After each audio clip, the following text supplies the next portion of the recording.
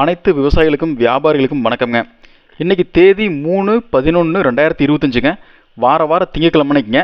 நம்ம ஈரோடு மாவட்டத்தில் இருக்கிற அந்தியூர் ஒழுங்குமுறை விற்பனை கூடத்தில் பார்த்திங்கன்னா பலதரப்பட்ட விவசாய பொருட்கள் ஒரே இடத்துல ஏலம் விடுவாங்க. தேங்காய்ங்க, கொப்பரை, எள்ளு, ஆமணக்கு, பருத்தி, மக்காச்சோளம் அப்படின்னு பலதரப்பட்ட விளைபொருட்களை இன்றைக்கி ஏலம் விடுவாங்க.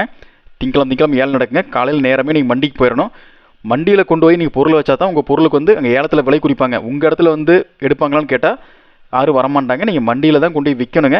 அதனால் மண்டியில் கொண்டு போய் நீங்கள் பொருளை விற்றா மட்டும்தான் ஏலத்தில் கொடுக்க முடியுங்க.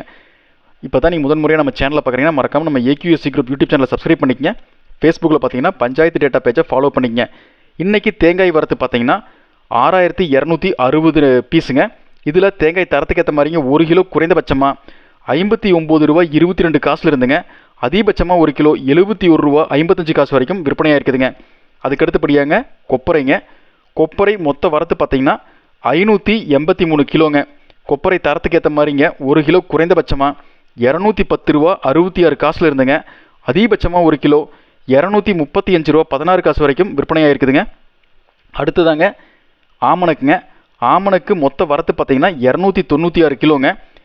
ஆமணக்கு தரத்துக்கு ஏற்ற மாதிரிங்க 1 கிலோ குறைந்தபட்சமாக 66 ரூபா 29 காசில் இருந்துங்க.